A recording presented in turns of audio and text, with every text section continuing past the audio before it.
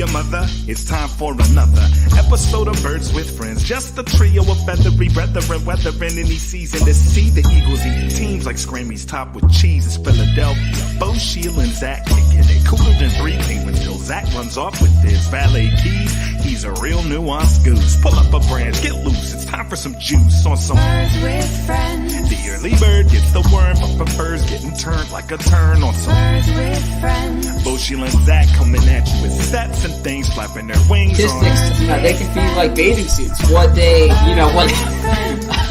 Finish it up. Sometimes you gotta take them off. What the hell? What they show is revealing, but what they conceal is vital, right? So... The presenting sponsor for today's episode of Birds with Friends is Visa, a network working for everyone. Hello, everybody, and welcome to Birds with Friends, a post-game pod. It is 11:07 p.m. We are live on YouTube, although most of you will be listening to this in your ears later. Who knows? Maybe you don't want to hear anything about this game, but I feel like you do. The Eagles falling 17-11 to the San Francisco 49ers, a first half in which it seemed like they were the better team, and yet they squander a bunch of opportunities, go down 7-3 at halftime, and are not able to claw their way back despite a few chances to do so late, a couple costly penalties, a few self-inflicted wounds, and the big headlines, an injury to Brandon Brooks at right guard. He was replaced by Landon Dickerson. We're not sure how long he'll be out, but he will be out for presumably some time. And the big one, what has been reported as a season-ending Achilles injury for Brandon Graham. So a sad day for the Eagles, a tough day for the Eagles. Adversity strikes Nick Sirianni for the first time. Zach Berman, adversity strikes you because it is late. You are tired. How are you doing? Well, this is not adversity. I am doing well. Excited for this podcast. That was some hard sell you put on, by the way, saying, I don't know if anyone's going to want to listen to this, right? I don't know. Some people like they want to flush it away. They don't want to listen to talk about an Eagles loss. We're here not just to talk about the loss, but to really put it in perspective, right? Yeah, spin it forward. Every week is a story, is a chapter in the season. Every week is a season, as you say. Every week is a season, especially in Philadelphia. So looking forward to digging into this one. There's a lot between the decisions, between the injuries, between the ramifications. There's much to discuss. All right. So should we sort of play it through how the game went? Should we lead with the failed Philly special? What do you think? Well, I actually think we should lead with the Brandons, right? Because let's lead with the Brandons. The biggest takeaway from this game will be, and I haven't read what you wrote yet, but I know you wrote about it, is that these two, well, frankly, two of the best players on the team, but we spoke all offseason, the strength of the Eagles, it's the line. They can stay healthy. They can stay healthy on the line. Yeah. And they're counting on these older players. Can they stay healthy? Well, week 2, 2 of those guys down. We don't know the extent yet of Brooks's injury, but just playing amateur doctor from the press box, it's not good when they're holding the arm steady when they walk off the field, right? So we'll see what happens there.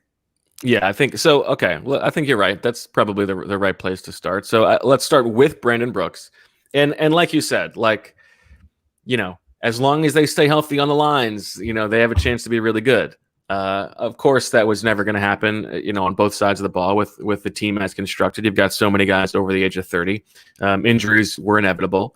But the Brooks injury especially is one that, if the Eagles aren't able to handle, that's on them. Because the way that they built this roster, you have Landon Dickerson, you use a second-round pick on this guy who is basically there to make sure that one injury to the interior offensive line is not going to be debilitating, right? Like, he's there and he was ready to play this game. It'd be horrible if it was decapitating. Decapitating would be tough. And That would be a new low. he played red guard for Brooks, came in right away. And I wasn't only watching him. It seemed like there were a couple blocks that he missed. He's no Brandon Graham. There were a couple short yardage plays that it seemed like got blown up on the right side, but I'm not so sure if that was his fault. I'll rewatch that. But he's there. He should be there. Not that Brandon Brooks is not an all-pro and a great guy and a great player, but if they can't withstand that loss with a second-round pick in Landon Dickerson, that's their own fault. So just on the offensive line, like, you never want to see a guy go down, but if like one of your best players was going to go down, that's probably the one that you wouldn't mind as much. I don't know. Brandon Brooks is an elite player. Of course he is. So there's a delta, no matter what there. But no, I agree. And I thought back when I see Landon Dickerson, his first game running out there to be with the starters because Brooks goes down. I'm reminded of that Joe Douglas expression, which I believe he got from Ozzie Newsome, which is, today's luxury pick is tomorrow's necessity, right? Or today's luxury is tomorrow's necessity. And that's absolutely the case. They're going to need Landon Dickerson here. They're going to need him to be better than kind of the replacement level that they got last year. Because if they're going to be good this year, they need better than replacement level at offensive line. So curious to see that. And then I don't want to take the words out of your mouth, but the Brandon Brooks thing, the Brandon Graham thing, it's similar in that they have the depth. If you're going to lose someone at any spot on the Eagles' defensive end is theoretically where they're deepest. However, he's such a valuable player. He's so valuable in the locker room that you don't want to test your depth in this situation. I think that's right. And again, this roster is built theoretically to be able to withstand the Brandon Graham injury. You've got Josh Sweat and Derek Barnett, who both took more snaps on the left side this summer than we've ever seen them take before. So potentially preparing them for that.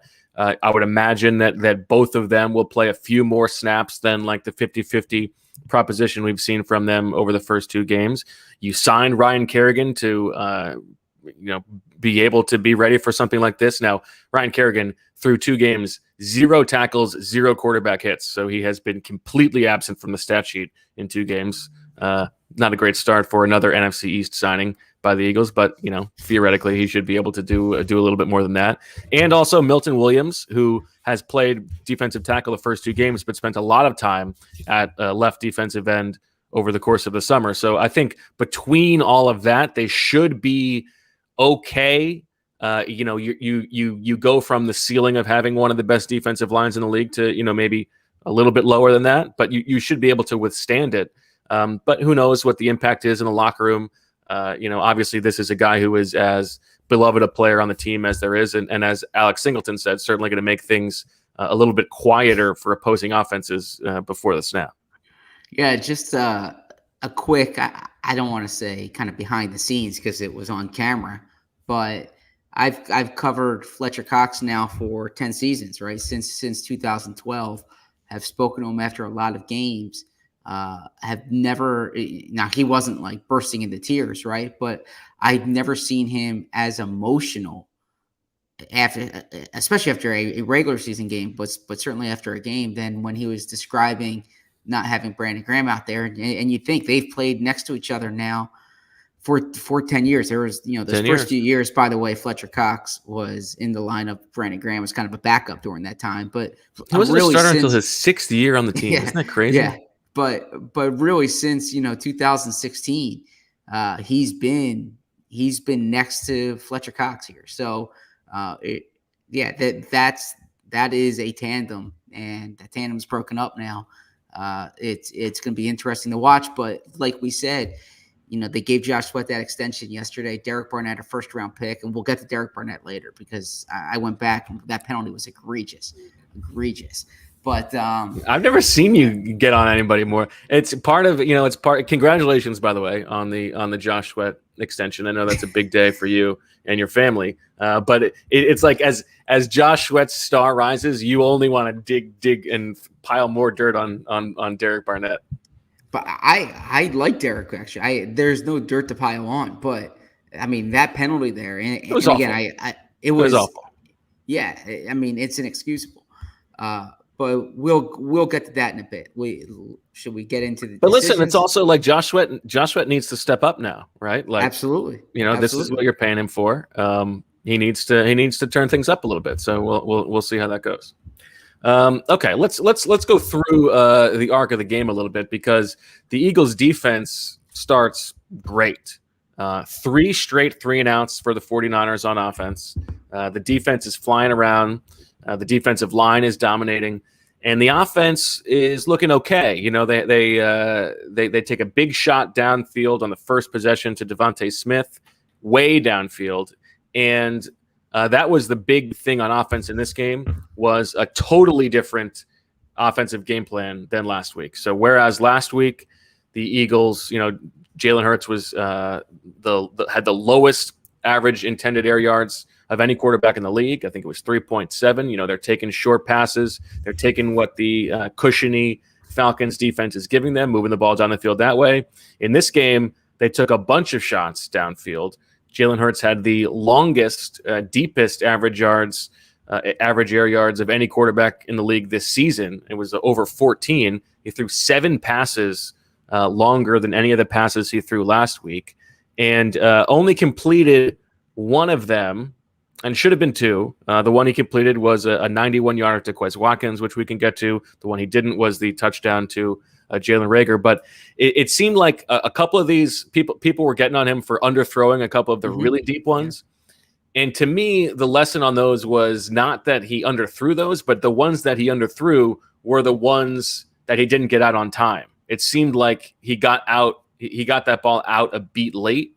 And that to me was a lesson more so than can he throw the ball far enough? Because I think we've seen that when he gets the ball out at the top of his drop, it's a much more accurate ball. I'm sorry if if my head's swiveling. The game is not in my line of vision right here, and yes, it looks like the Chiefs just fumbled the game away. So it's just to date it a little bit. That's why I'm turning. But I did hear everything you said. I was certainly listening. And no. Anytime you say I was certainly listening, that's an easy tell that you were not listening. No, I felt bad deviating the eye or not maintaining the eye contact, but this was like a crucial development in this game here. In any event, most of the listeners are already aware. I thought, I thought he could have put a little more on the ball, but the ball placement matters, right? I thought that. On some of those passes, put it in a position where either he catches it or it's over his head and it's incomplete. Like I know there's a school of thought, if you underthrow him, he can come back to it. There's a better chance of drawing pass interference, but there were plays there, particularly with the Devontae Smith one, where he had his man beat. Yeah, like put it in front of him, let him accelerate underneath it. We saw, that great deep ball that he had last year to Deshaun in the Dallas game. Mm-hmm. He just threw that as far as he could and like. But again, that was like his initial read. He got that ball out quickly. He got it out on time. Yeah. And I think the one to Devontae, there was the one later in the game to Jalen Reagor. Both of those, he should have thrown farther. Yes, mm-hmm. Like he didn't. It wasn't good ball placement. But I think it to me, it's more about that he didn't get it out when he should have gotten it out. So he was late on it. Yeah. He was late on it, and as such, like he didn't have the right juice on it. But yeah, like that Devontae one, he should have put it deeper into the end zone, and there's a chance Devontae goes up and makes that play. So anyway, the Eagles are they're dominating this game through a quarter and a half. Dominating, absolutely dominating. At one point, it was something like 160 yards gained to 30 or something like that, and it was still just 3-0, and obviously, the big plays here where they're up 3-0, and they've got a 3rd and short, and this is the play where Brandon Brooks gets injured, and Miles Sanders takes a big loss, which takes them out of range for Sirianni to probably go for it on 4th down. Now, did you think he still should have gone for it on 4th and 3? Well, I didn't want to interrupt you there, but we should probably go back a play, right? Because they have a touchdown to Jalen Reagor that puts them up 10-0. Second to last play of the first quarter. And look, Rager, I mean, credit to him in that he did a good job getting open, but discredit to him, you can't step out of bounds there. And Nick Sirianni, I thought, gave a really good answer. You asked him the question. He was fairly honest about it. He said, like, you need to have a little more cushion against the sideline there. So if he does bump you, you don't step out of bounds. Like that's how they teach the route to be run. Because that was a costly error that took points off the board. He said, like, he told the official, good job, right? Because that was the right Which is call. almost a little too much. Yeah, that is a little too much. But you and I were sitting next to each other at the game, and like we were saying, he was out of bounds, right? Yeah, like you and I said right away, what are they doing? He's out of bounds. And so I was curious that wasn't looked at like sooner. But the extra point, the special teams group went onto the field, and that's when they looked at it. So yeah, points come off the board there, and then like you were saying, then they were in that second down, then third down situation. Well, it's a tough thing with Rager, right? Because we've seen him in the past, like, not fight through contact and just sort of like look for a flag in that situation. Yeah. So on the one hand, you're glad that was how the play worked out. Like, he was able to fight through the contact and make the play. On the other hand, as you said, like, he was too wide in his route to begin with, and that meant that he didn't have enough room to operate once he did get bumped a little bit. So, a little bit of a good thing, a little bit of a bad thing. And he ended up playing the majority of the snaps as the second wide receiver over Quez Watkins, which we can talk about too. But so that touchdown gets taken off the board. It looks like it's going to be 10-0. Instead, they line up for a field goal. And would you have gone for that 4th and 3? I would have, yes. Okay. And I said it at the time. You did. I understood it, especially with the Brooks injury. Like, maybe there's some hesitancy because you're sending in Dickerson for his first snap on 4th and 3. I could see that. I probably would have gone for it too, but I think I was less gung-ho about it than you were, just because of that situation. But then I'm going for any a 4th down, 3 yards and in on the opponent's side of the field. Push comes now, to shove, I am too. Unless you need the field goal. It's a 1-point game, 2-point game. You're in the fourth quarter, but otherwise, yeah, I'm going for it, trying to get 7 instead of 3. Well, and listen, like, their short yardage offense has not been good, so you do have to factor that into consideration.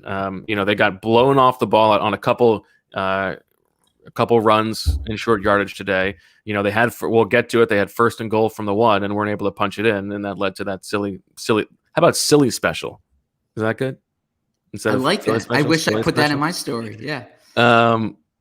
So we can get to that, but so that field goal gets blocked, and so it goes from 10-0 to 3-0, and they end up getting the ball back after the 49ers drive, and this is when the game really changed. They hit Quez Watkins from the 3-yard line on a bomb, a beautiful pass, a beautiful job by Quez Watkins, 91 yards, but he doesn't get in. He gets caught by Jaquiski Tartt, and from there, they get a pass interference on Devontae Smith that sets them up 1st and goal on the 1, and they can't punch it in.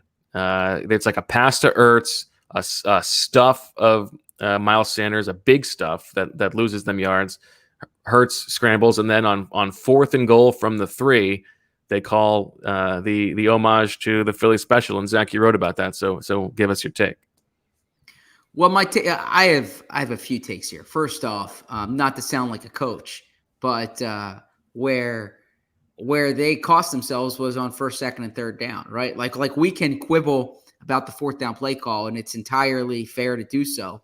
But you have 1st and goal from the 1-yard line. True.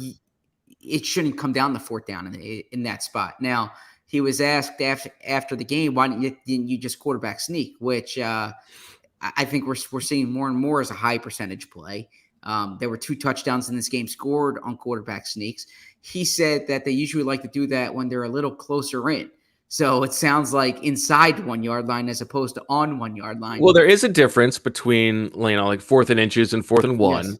But also it was 1st down. So you could do it, you can call a couple 2-3 times if you want. Exactly. So I agree there. That's probably something I would have done.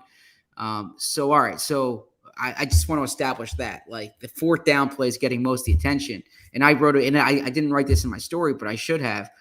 You need to punch that in on the 3 plays before that, right? It shouldn't even come to fourth down. So here you are, fourth down, fourth and goal at the 3-yard line, and you have a dual threat quarterback. Okay. Wait, which one? Your starting quarterback. Okay. And you take the ball out of his hands. And look, you run a pseudo Philly special, and it doesn't work. Now, some background here. Credit from Nick Sirianni went to D'Amico Ryans and the 49ers for disguising the coverage, right? And for being so handsome. That they thought they were going to see something there that what they expected to see, they did not see, right? So so that affected it. I'm sorry. Are we talking about Nick Bosa right now? I'm sorry. Okay. And so because you said they did not see, and I just my mind went to Nick Bosa. Sorry, go ahead. If it was 11:27 a.m., I probably would understand that joke better. But 11:27. It's okay. It's probably good that we don't linger on that. Okay. Okay. It looks like Marissa understands it though because she's laughing. So anyway, they run this reverse to Greg Ward. Jalen Hurts is the receiver. Is a K1 now Williams. K1 Williams stays with Hurts, so Hurts is covered. Ward has nowhere in front of him to go, so he just. I didn't rewatch. Did you rewatch the play? I did. Some people were saying that Ward could have maybe run in right away. Was that your read? If the play was for him to run, maybe so. Once he rolled the pass, okay, like then it closed in front of him. He had no options there. Now he kind of like threw it out of the end zone, as if there was another play after that.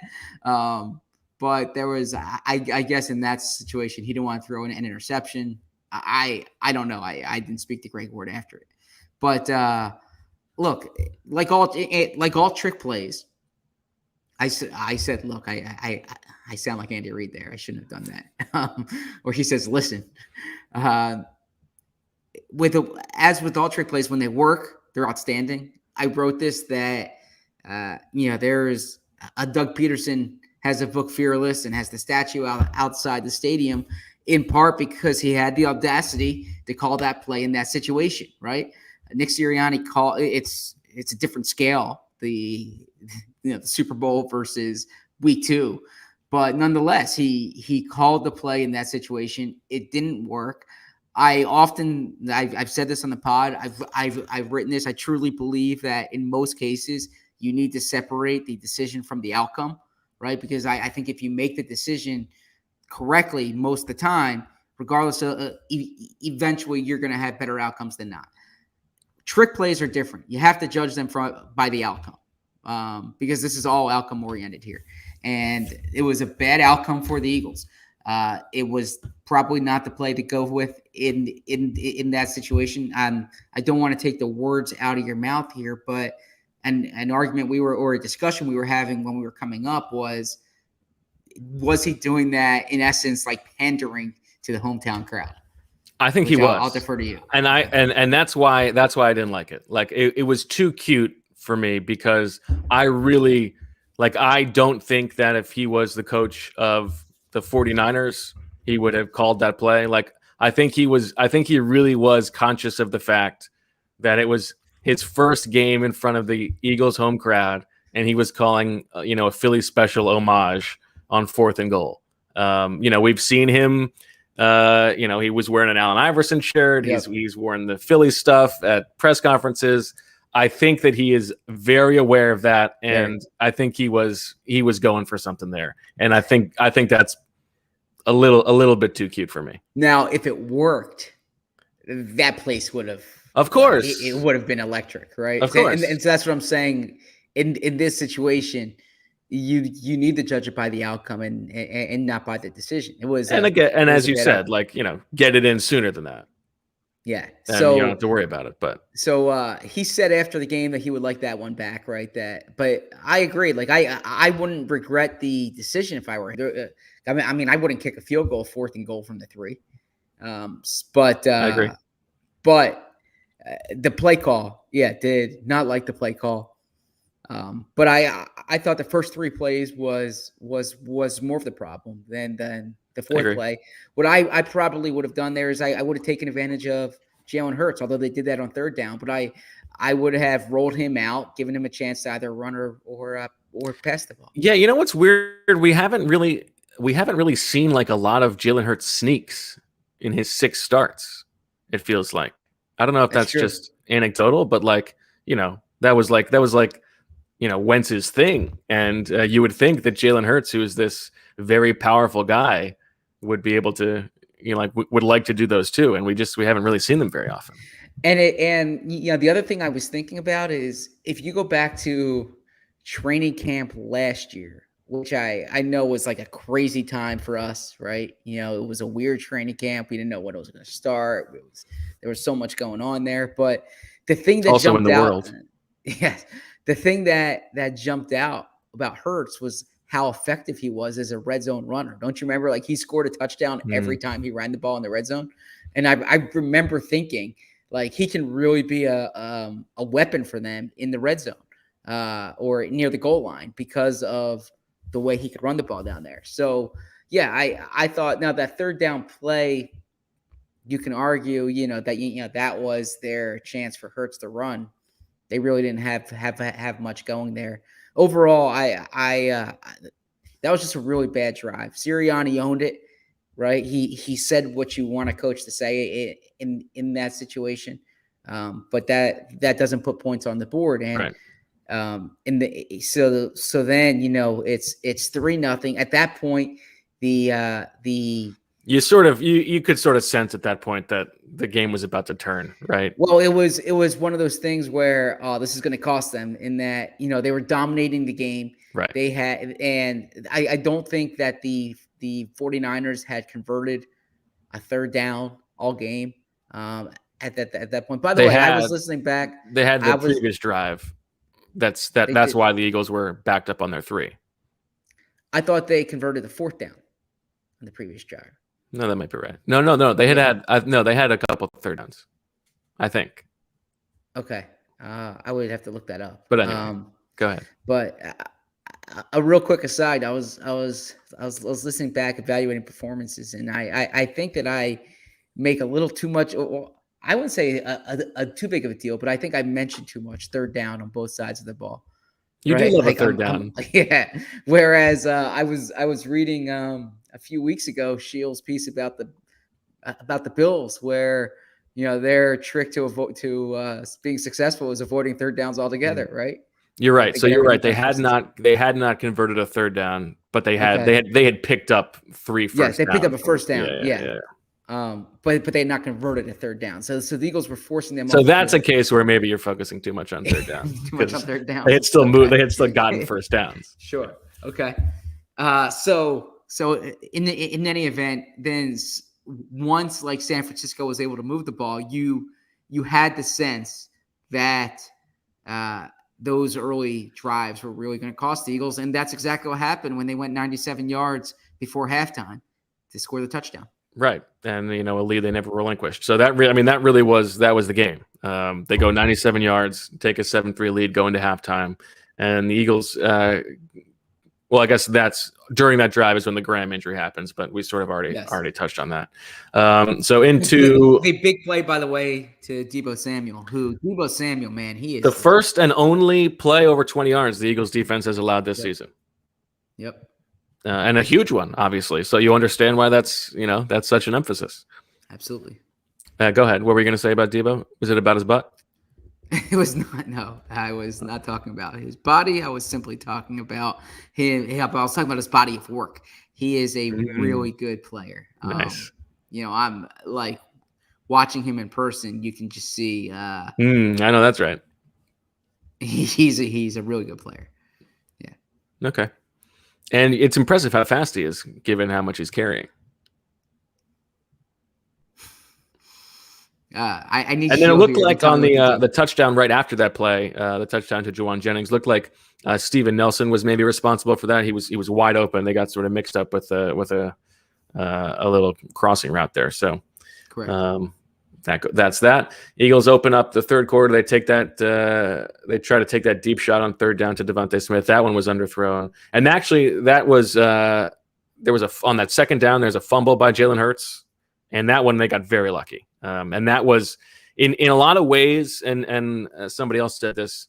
In a lot of ways, what we saw from the Eagles' offense in this game was sort of what I was expecting.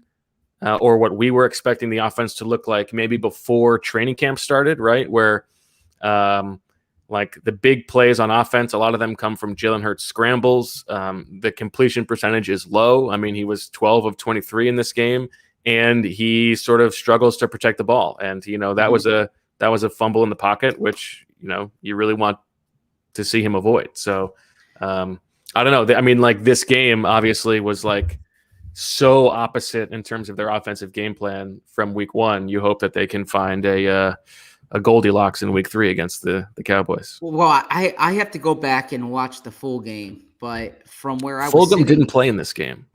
Full game.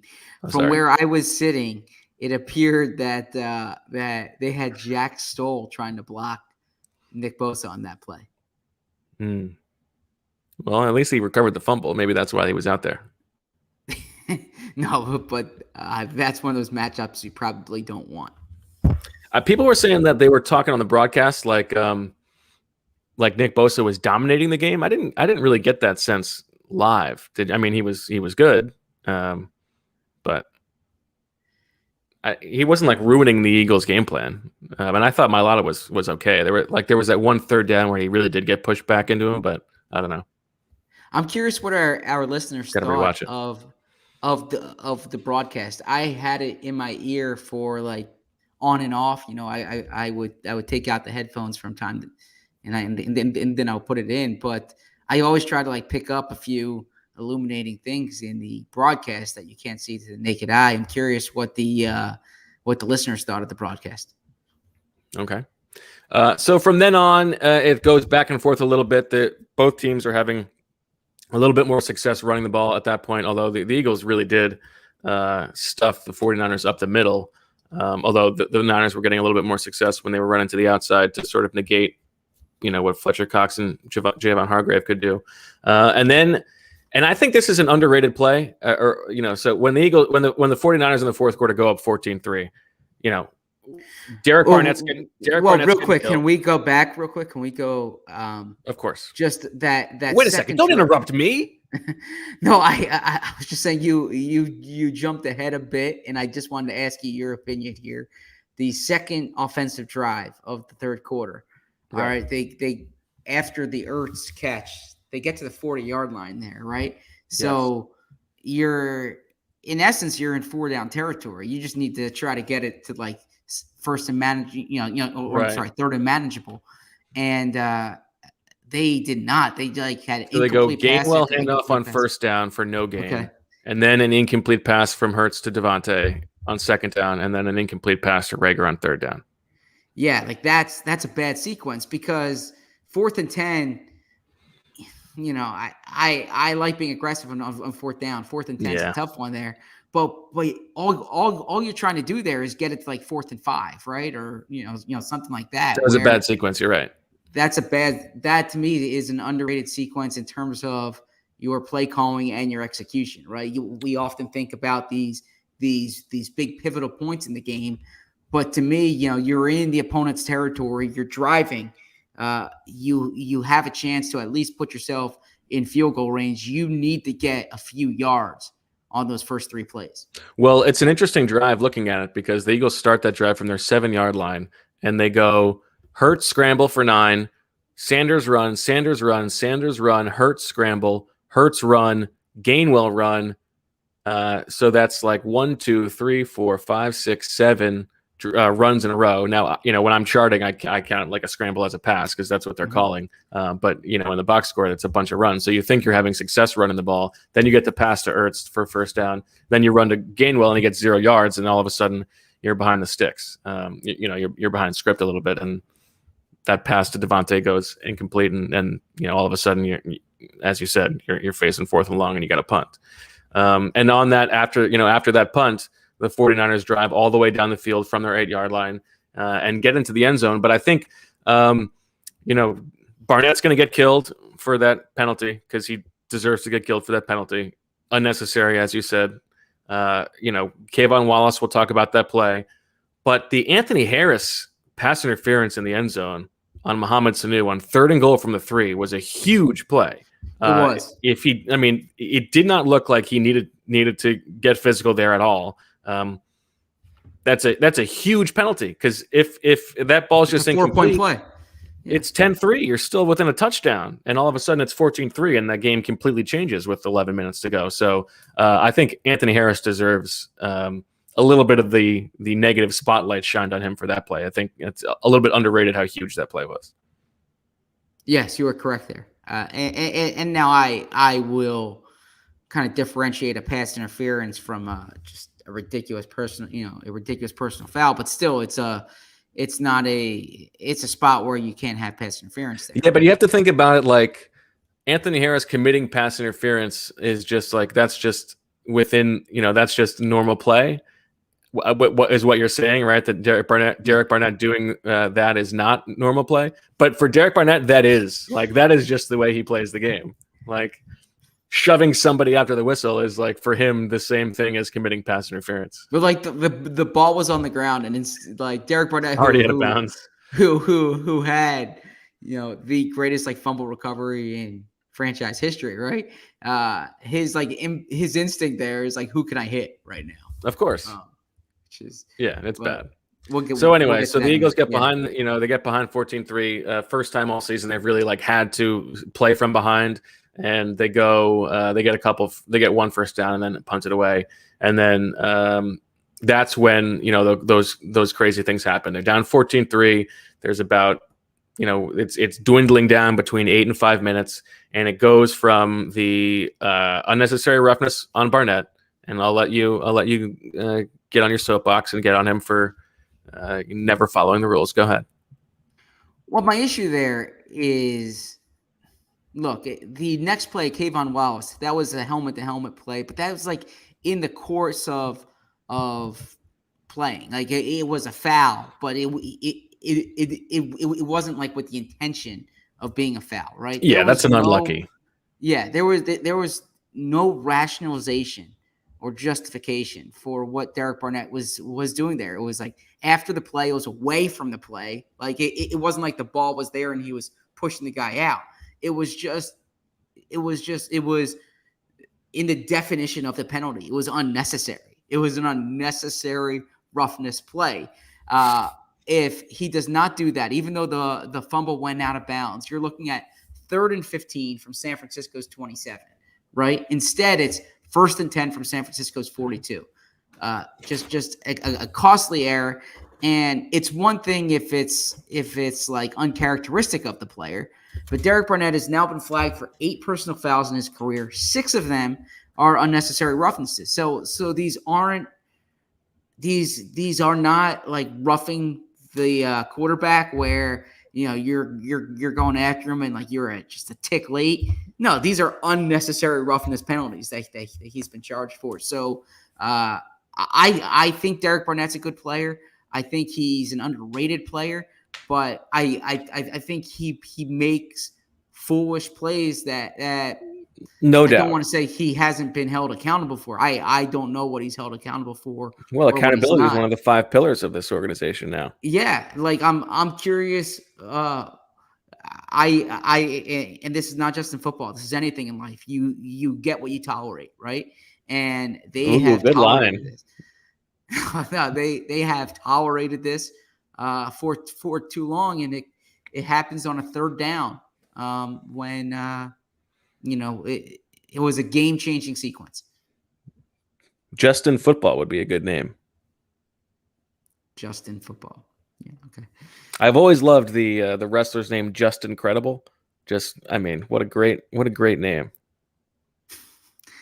I didn't know there was a like since I was a kid, I was like, that's like one of my favorite word plays.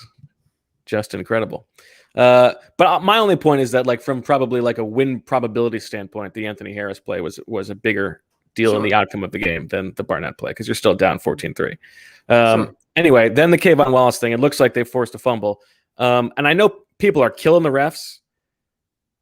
To me, that's much more of a league office thing than the refs. Like, if the helmet to helmet thing is going to be as much of an emphasis, point of emphasis as it is, that's the call. Like, yeah, so it's unfortunate. It's ridiculous because there's nothing Kayvon Wallace can do there. He's trying to go low, and like the hit from Anthony Harris moves, knocks Trey Sermon so that his head's even lower, and there's really nothing Wallace can do. But at the same time, like, that's the penalty as it's written, I think. And like, that's what knocked the ball loose. So you can't call a penalty and not give the 49ers the ball back. That's not how it works.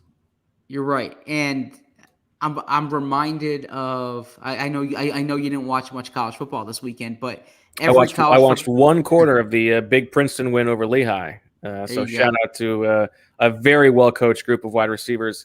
I want to look up his name again because I want to make sure. Yosevich, I think, is his name. Big, like, Honolulu, Hawaii pipeline for the Princeton Tigers, got to say.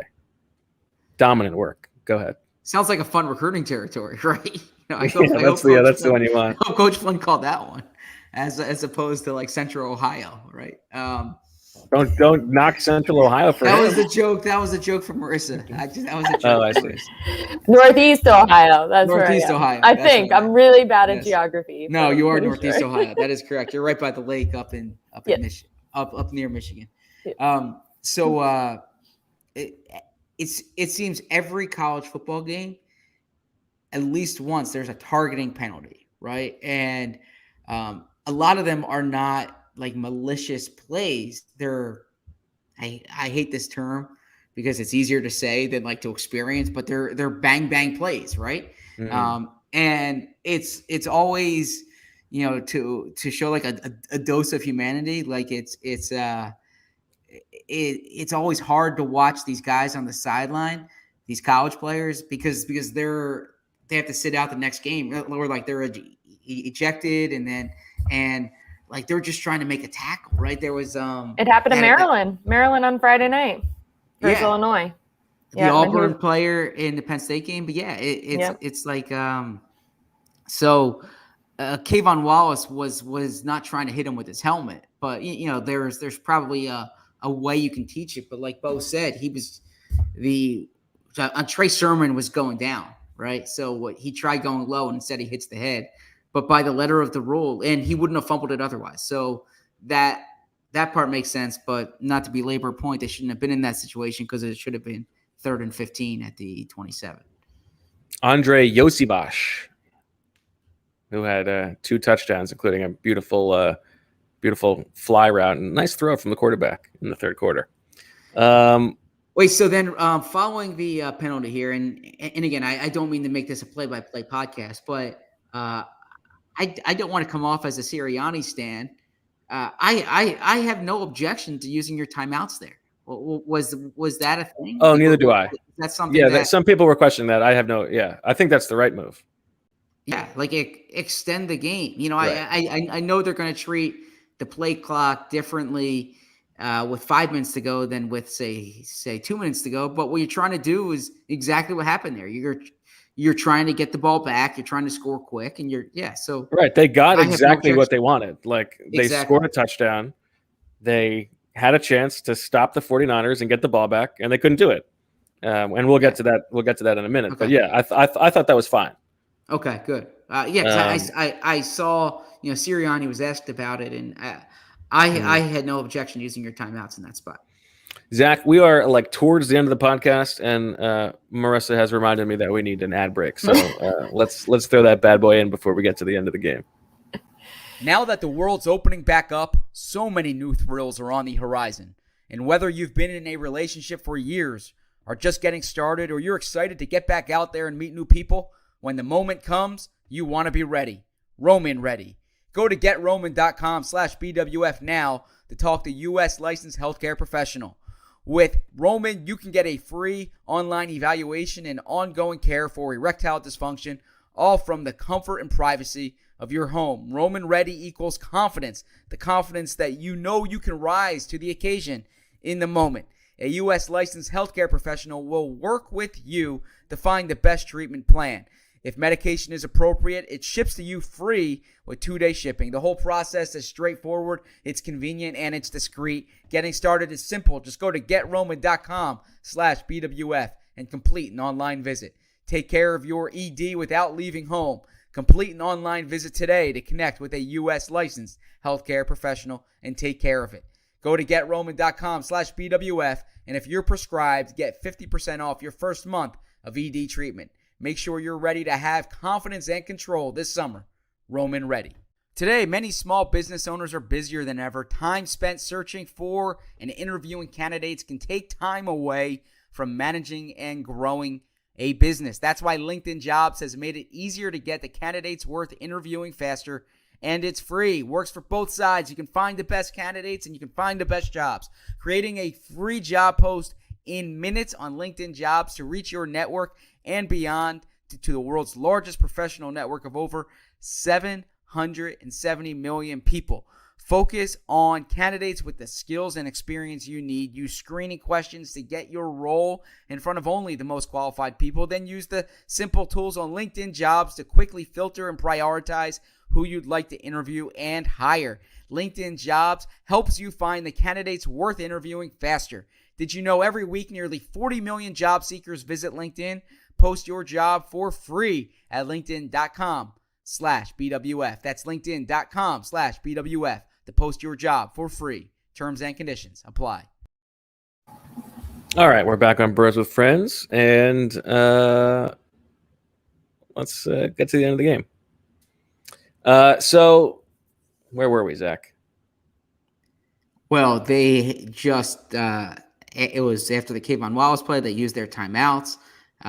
So now there's some kick Dave the field Chappelle goal. thing going on in the chat that really distracted me for a second. I thought someone said he died, and then that's why I totally lost focus. So they kicked the field goal. So now it's 17. He did not. Let's just make that very clear. Yes. Sorry, Zach. No problem. So they kicked the field goal. The Eagles the Eagles get into their their up tempo offense, and this is sort of like the best version of the offense. It's almost unstoppable. Exactly. If you're sending everybody down and Jalen Hurts can just run the ball, you had a bunch of easy scrambles, and they get the completion to Goddard, which was a tight window throw, and a good job by Hurts on that throw, and a good catch by Goddard, and then they score. So it's 17-11. Now we got to talk about this because wait, real quick though. And again, I don't mean to interrupt you, but mean to focus. What's good for the goose is good for the gander. I don't mean to focus on the minutia either, but just some observations here because we are going over the game. Is Jalen Hurts it was a very veteran move, drawing that unnecessary roughness, drawing the late hit. Right, like he was, if you're Jimmy Ward, are you Jimmy Ward? Who wants to know about me? If you're Jimmy Ward, you don't want to give him free run down the sideline, right? So you want to push him out of bounds. So Jalen Hurts is he steps out of bounds right when Jimmy Ward's coming over, and so when Jimmy Ward hits him, he's out of bounds. So it was great job. A very veteran move, getting those 15 yards. Yeah, absolutely. So, we've been wondering about Nick Sirianni's commitment to, best practices of what we know are analytically sound in-game management ideas. And it didn't seem like this was one that he was all over, because at first the field goal or the extra point unit goes on the field, but then he calls them off and sends on the 2-point conversion, which they get. And if this is a new concept to you, it makes complete sense. If it's late in the fourth quarter, you're down 2 scores.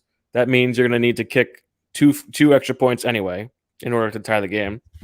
And if you think that a 2-point conversion is about a 50-50 proposition, which it is, that means that you have 2 chances to get the 2-point conversion. So even if you miss the first one, there's a good chance you're going to get the same result as if you had kicked 2 extra points. But if you make the first one, then all of a sudden you're only down 6. You have a chance to win with an extra point if you score that second touchdown. So Correct.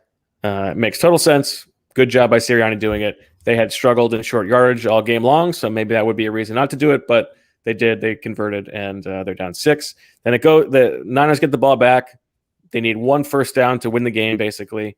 And that second down, I said to you, I think they're going to throw here, and it was all over it, man. This was Garoppolo's best play of the game, I thought, because he looked off.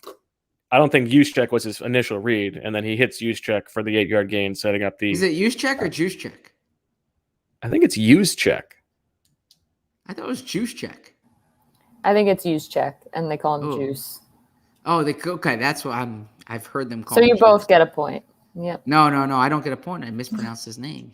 I mean, I'm pretty sure. Don't quote me though. Did you know he went to Harvard? I think he's from or his wife is from Long Island. I think he works out by Hofstra in the off season. Yeah, I think if he wasn't an NFL fullback, he'd probably be like a doctor or I should have known that was where that was. Or going. like a king of finance, or Rookie mistake. Maybe we would have been out of this pandemic sooner, if only he wasn't playing football, because he's such a genius. He went to Harvard. Oh, he's from Ohio. He's from right by where I am right now. Big win for the Brownies. Here we go, Brownies. Yep. And the Panthers. And hashtag Marissa's Panthers all over it, 2-0. What a start. Yep. Big job by you. Yep. So that's the game. I think, was there anything else from post game that we should talk about before we get to sort of big picture, Zach? No. The veterans were really, I think the term heartbroken is what Fletcher Cox might have said. And yeah, he's the man. Yeah, so he's the guy. They felt it about Brendan Graham. Jalen Hurts was just very. I don't want to I don't want to be like cliche sports writer complaining about press conference answers. And for the most part, Jalen Hurts doesn't give a lot at the podium, and I don't begrudge it, and I don't begrudge him that. The one thing that does bother me a little bit is when he gets asked specific football questions, and he can't be bothered to answer those either. What did you see on this? You're not giving away game plan stuff if you say what you were reading about the defense that you saw. That's the one thing where I wish he would give a little bit more. Fair enough. I don't know.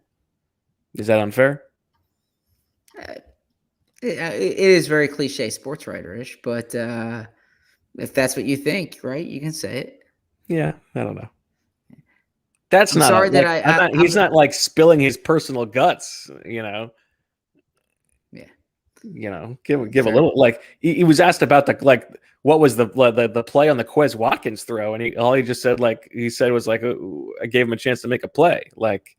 Give me a little something. We're backed up. We've got, we think Quez can beat anybody in the league one-on-one. We think he's the fastest guy. And so to give him a shot one-on-one, we thought that was a good chance. And he made a nice play. It was he wouldn't even give that. I don't know. He's giving the answer he wants, not the answer you want. Okay. That's You're fine. asking him the question, right? Don't give him the script. Sorry. I feel bad I screwed up Juszczyk's name. That's what you feel bad about? Yeah, because I believe I did, but in my head, I kept seeing today they were calling him Juice, so I thought it was Juszczyk, but I guess that's just his nickname. And in any event, my fault there. How about Daniel Brunskill go to school? I don't know. Oh, So, he did play in the AAF. Oh, Do I get credit for that? Yes, you do. Well, you should get more credit than Zach got. yeah, Sorry, Zach. No, that's no problem. I should know that, but I did not know that. He went to San Diego State. That's a tough All right, one. give me another one just so it doesn't keep me up at night. How about Josh Norman? Down in was it Coastal Carolina or was it? No, it wasn't Coastal. It was.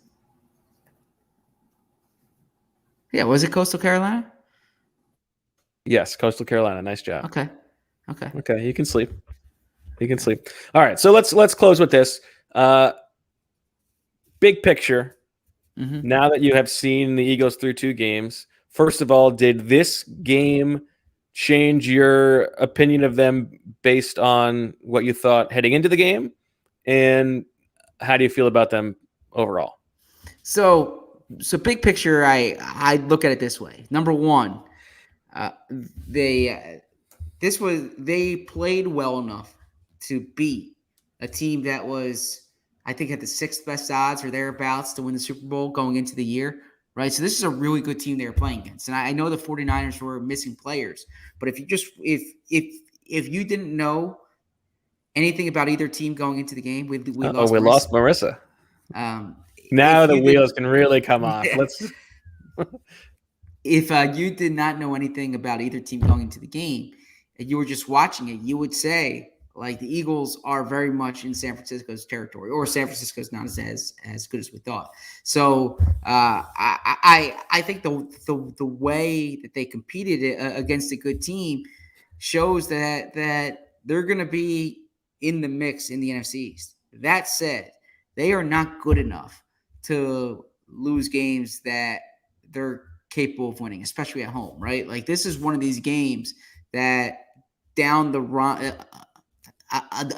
road they will regret, because they're not going to be like a 12-win team in my opinion, right? So hey, welcome back. Welcome back. I just had a panic attack.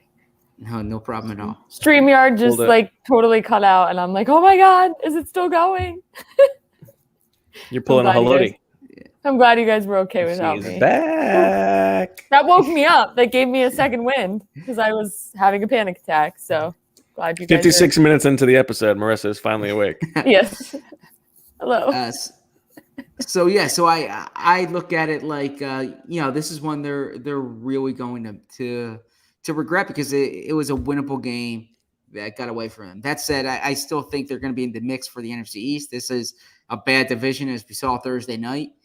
I didn't watch the Cowboys game today. I only saw the end of it, but the Cowboys narrowly won that game. It's going to be a big game, obviously, down there Monday. But I think the Eagles are going to be in the mix. I just think you can look at it like a credit to them for hanging with San Francisco, but discredit to them for not being able to pull out this win. Yeah, I think this is a learning curve game. I think Nick Sirianni has to learn some lessons from this game about his play calling and about the game plan. And I think, this is a team that is both old and young at the same time. And like the young guys made some mistakes in this game. And so I guess so did the old guys too. It doesn't really change my opinion. I think big picture, I think this was still a positive takeaway from like the state of the team. Week 1 wasn't a total fluke. They really did, they arguably should have won this game against the 49ers, which would have been, a very nice win. The offense, Nick Sirianni is not some genius who's going to have a great game plan every week. Okay, we learned that. Jalen Hurts did not completely change who he is. Okay, we learned that. But the defense, I think, still has a chance to be pretty good. I think the offense can still be interesting. And as you said, the defense is the division is still very much there for the taking. So to me, if I watched these 2 games before week 1, I feel better than I did before the start of the season. I think this team could still win the division. I think the Giants stink. I think Washington is not good. And, Dallas, if they stay healthy, is probably the favorites. Are the favorites. But that's fine. I think overall you're feeling pretty good as a whole if you're the Eagles. You've got some injuries that are tough, hopefully not decapitating. But And this loss hurts, but overall, I think it's fine. Well, going into the year, first off, we both said like the early portion of the schedule is more unforgiving than the latter portion of the schedule. So that's one thing to look at. The other thing is we said going into the year that the top half of their roster is good competitive, right? They lack depth. Now, like we mentioned, they lost key guys at spots where they have depth, but the group is thinning quickly, right? Like there's, if there's one more injury at defensive end, then all of a sudden your strength is no longer a strength. If there's another injury on the interior offensive line, right? Like if Kelsey went down now, for instance, right, that changes the equation. So I know you can say that with most teams, right? That if you lose two guys at a spot or something like that, but it's something to pay attention to because I don't think this is a particularly deep team. I think that's fair. All right. Well, Zach, I guess that's all we got. I believe you and I tied in super sarcasting this week. I think we both hit 2. We did. Congratulations. I had far more confidence. I had far more confidence in Trey Lance than 49ers. Yeah, no snaps from Trey Lance. Yeah. By the way, I until that last drive of the first half, I thought there was a chance that they might pull Jimmy G at halftime. He was missing a ton of open receivers. So Trey Lance, I think, comes in soon enough. Anyway, one quick thing, not to pander to fans, but don't pull a Sirianni. It was great, like being at in the stadium with fans there. It didn't feel normal last year. Like walking from. What'd you think of the white shirts? I had no What's up with that? I mean, it's not like the Eagles were wearing white though. Like that's like Penn State last night, right? Yeah, but some green shirts. It might be pretty hot, to wear green shirts out there. Come on. I don't know. Not a black. Green is fine. They should have been green shirts. They should have matched the colors of the guys on the field. Fair enough. The 49ers were in white. And speaking of which, actually, there were a ton of 49ers fans at this game. There were. Well, that's I do not remember ever seeing that many fans like from the opposing team at an Eagles game. It's been a long time. Well, San Francisco has not come in that often, right? They were here in 2017 when they were not very good. That was actually the day before, 2 days before they traded for Jimmy Garoppolo. That was CJ Beathard. And then, they really didn't come in that often. So I do think they have a large contingent, especially people who were coming of age during the 80s and the 90s when they were elite, right? So that didn't necessarily surprise me. But it was great walking to it was great parking the car, walking through, tailgates, seeing, feeling that I'm sorry, it's late at night. Feeling the energy. Check.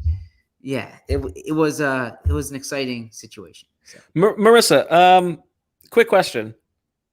As the highlight comes on here, how did Zach Wilson do today? Oh man.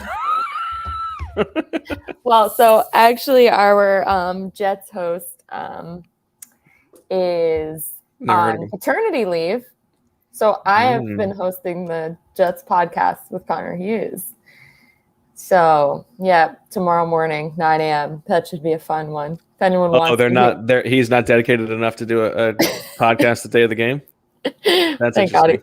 He actually had TV in the city, so we did not do it today. Thank God. That's a flex right there. Yeah, but 4 interceptions. I'm actually trying. You'll never see a guy who can throw interceptions like this. So I have their rundown open, and I was trying to get creative, and maybe I should have Bo help me write this.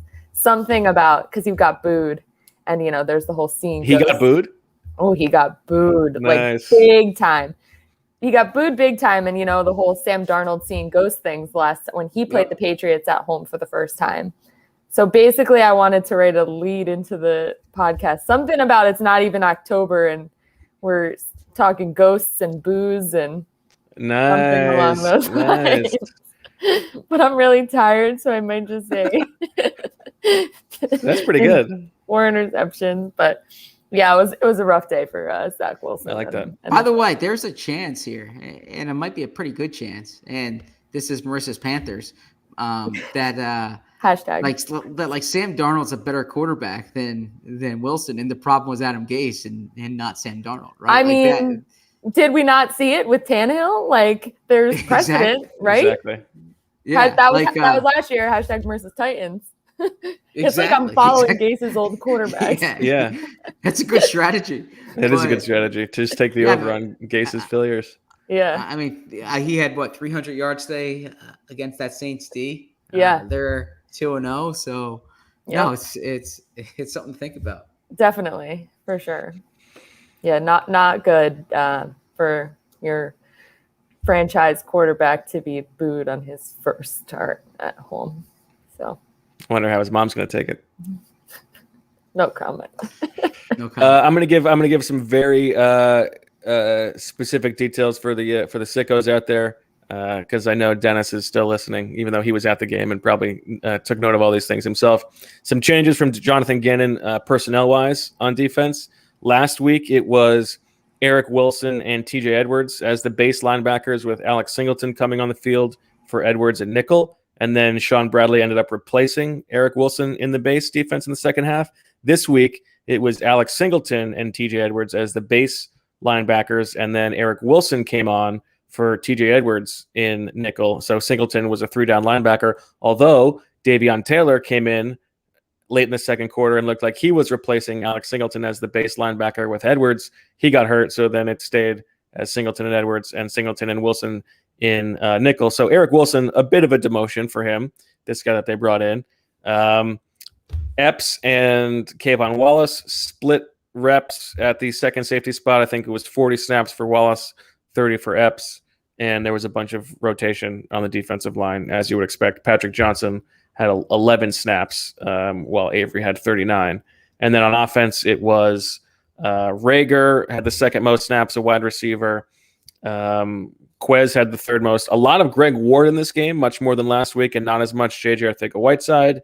And it was about 75% 11 personnel for the Eagles in this game. They did not play much 12, and they did not throw to the tight ends much at all. Only 3 catches combined for Ertz and Goddard. So just some notes to wrap that up. And then real quick, because I know draft pick watch is something that fans are into. Carson Wentz ankle injury in Indianapolis. We'll find out the extent of it, but he left that game early. Colts are 0-2. And then the Dolphins, something to watch because the Eagles have their first round pick. Tua carted off the field, ribs injury. We'll see what happens there. They are 1-1, so something to track. Yes, good news for both draft picks. All right, Zach, we will be back on Tuesday, even though everything moves back this week for the Eagles. Everything is pushed back. So I think we're going to go Tuesday, Friday this week, most likely, although we will set that in stone. 8 o'clock Tuesday night will be our next pod. You can watch live on YouTube, or you can just listen, and it'll be in your ears. Right, Zach? Correct. Trying to see. I'm stalling because I'm hoping that the 49ers man coverage versus zone coverage percentage is going to be updated on True Media, but it doesn't look like it's going to get there just in time. Oh, well. Anything else we needed to pay attention to? You want to go to sleep? Yeah. You're desperate to close your eyes. I gotta get up pretty early. But I enjoyed this pod and looking forward to doing a much better job next on Tuesday night. I'll have more juice then. Juice check. Yeah, I'll be a juice check Tuesday. Okay. All right. Well, for Sheil and Marissa and Zach, I'm Bo. Thanks for listening. And as always, we love you.